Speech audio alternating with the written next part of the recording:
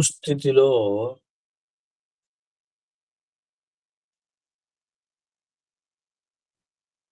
11 శ్లోకమే మనం 11 నుంచే స్టార్ట్ చేస్తాము.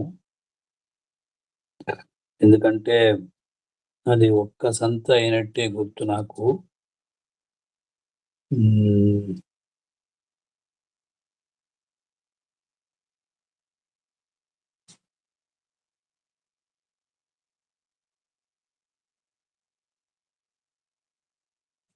श्रीमान् वेङ्कटनाथार्यः कवितार्किककेसरी वेदान्ताचार्यवर्यो मे सन्निधत्तां सदा हृदि।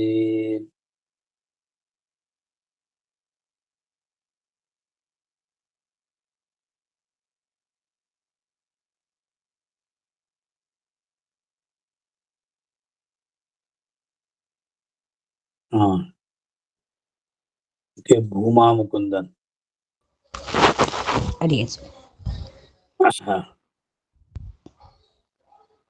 भूतेषु यत्त्वदभिमान विशेषपात्रं पोषं तदेव भजतीति विभावयन्तः भूतं प्रभूत गुणपञ्चकमाद्यमेव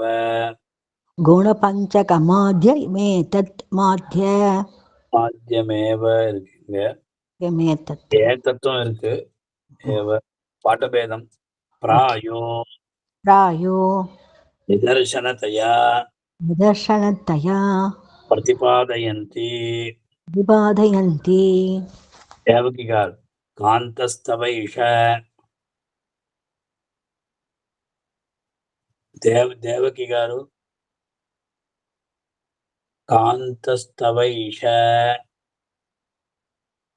లేదా సంపత్ కుమార్ గారు కాంతస్తవైష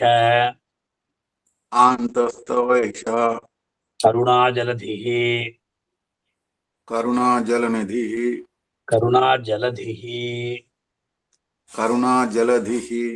ప్రజానాం ఆజ్ఞాతిలంఘన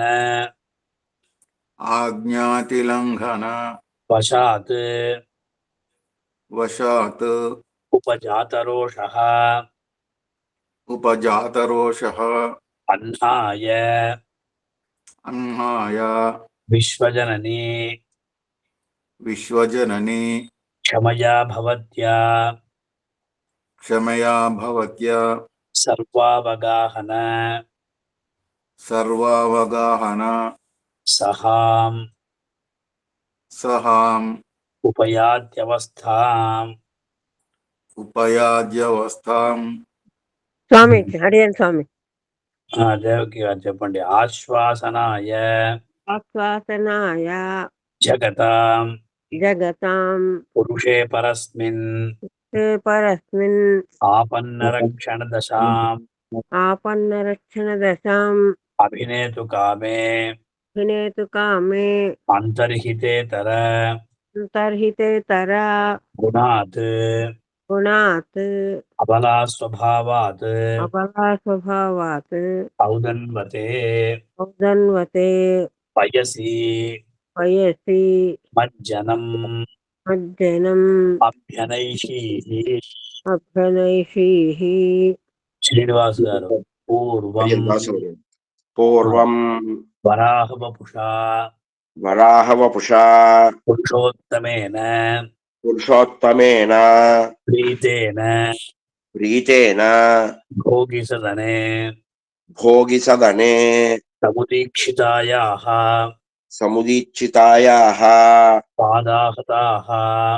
పాదాహతాః ప్రళయవారిధయః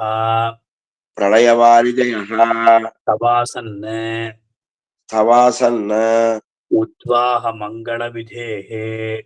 ఉద్వాహ మంగళవిధేః ఉచితా మృదంగాః పద్మలత గారు व्योमातिलङ्घिनी व्योमातिलङ्घिनी विभोः विभोः प्रलयाम्बुराशौ प्रलयाम्बुरासौ वेशन्तलेश इव वेसन्तलेस इव मातुमशक्यमूर्तेः मातुमसख्यमूर्तेः सद्यः सद्यः समुद्रवसने समुद्रवसने सरसैरकार्षीः सरसैरकार्षीः आनन्दसागरम् आनन्दसागरम् अपारम् अपारम् अपान्तपातैः अपाङ्गपातैः कण्णन् दंष्ट्राविदारित कण्णन् प्रेमा कण्णन् दंष्ट्राविदारित दारित महासुर मगासुर शोणिताङ्कैः शोणिताङ्गैः अङ्गैः अङ्गैः प्रियस्तव दधे प्रियस्तव तते परिरम्भलीलाम् परिरम्भलीलां सा ते सादे पयोधिजलकेली पयोदो जलते हीकेलि समुत्थितायाः समुचितायाः सैरन्ध्रिकेव सैरन्त्रिकेव विदधे विदते नवमङ्गरागम् नवमङ्गराहम् శ్రీనివాస్ గారు చెప్పండి. అన్యోన్య సంవలన అన్యోన్య సంవలన జృంభిత జృంభిత సూర్యఘోషైః సూర్యఘోషైః సంవర్త సంవర్త సిద్ధుసలిలైః సింధుసలిలైః విహితాభిషేక వివితాభిషేక ఏకాతపత్రయసి ఏకాతపత్రయసి విశ్వమిదం గుణైః స్వైః గుణైః స్వైః అధ్యాస్య భర్తుః అధికోన్నతమం సపీఠం. సంపత్ కుమార్ గారు చెప్పండి. భర్తుస్తమాల చెప్పండి, ఇంకోసారి చెప్తారా? భర్తుస్తమాల రుచిరే భుజమధ్యభాగే పర్యాయ. మీ వల్ల అయితే చెప్పండి సార్, లేకపోతే ఇంకొక చెప్తాము. పుస్తకం పెట్టుకున్నారా? పర్యాయ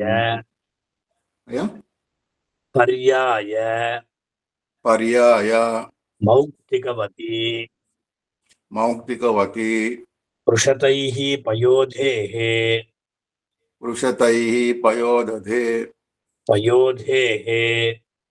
పయోధేః ఆపానుబంధ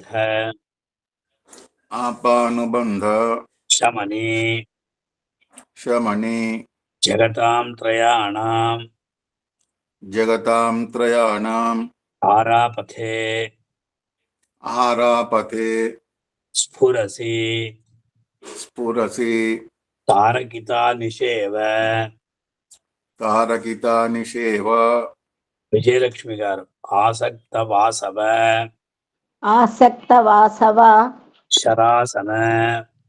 శరాసన పల్లవైస్త్వాం సంవృద్ధయే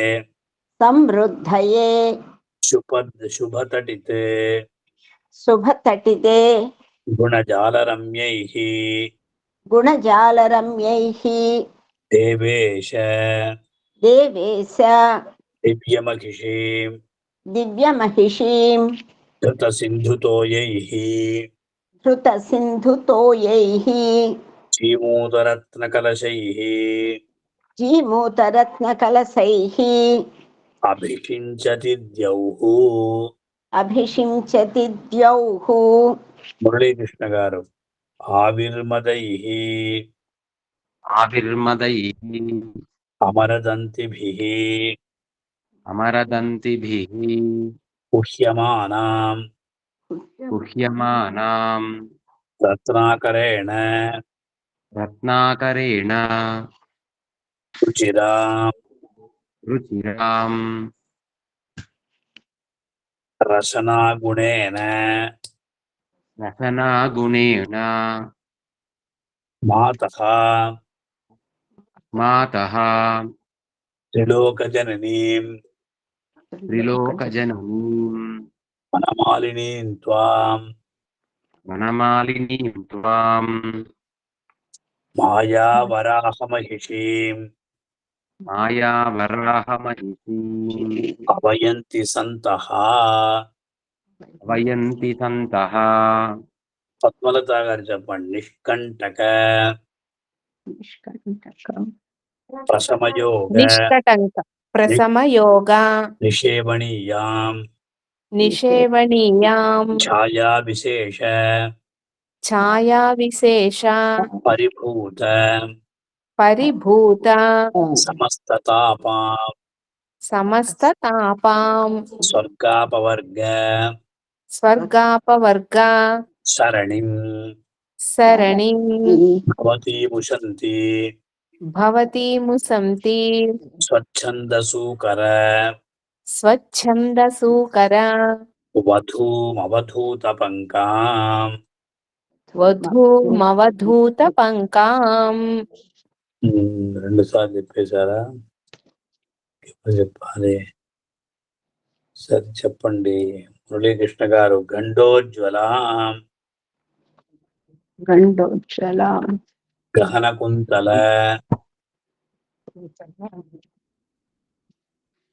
ఎవరు చెప్తారండి? అడిగా నేను సేవిస్తాను స్వామి. సరే నా పేరు చెప్పండి. చెప్పనా? చెప్పండి మురళీకృష్ణ గారు. గండోజ్వలాం गण्डोज्ज्वलां గహన కుంతల गहनकुन्तला దర్శనీయాం दर्शनीयां శైలస్తనీం शैलस्तनीं సరళ నిర్ఝర सरलनिर्झरा లంబహారాం లంబహారాం శ్యామాం श्यामां స్వతస్త్రియుగ शतस्त्रियुग సూకరగేహినీ త్వం सुकरगेहिनी त्वं వ్యక్తిం व्यक्तिं సముద్రవసనాం.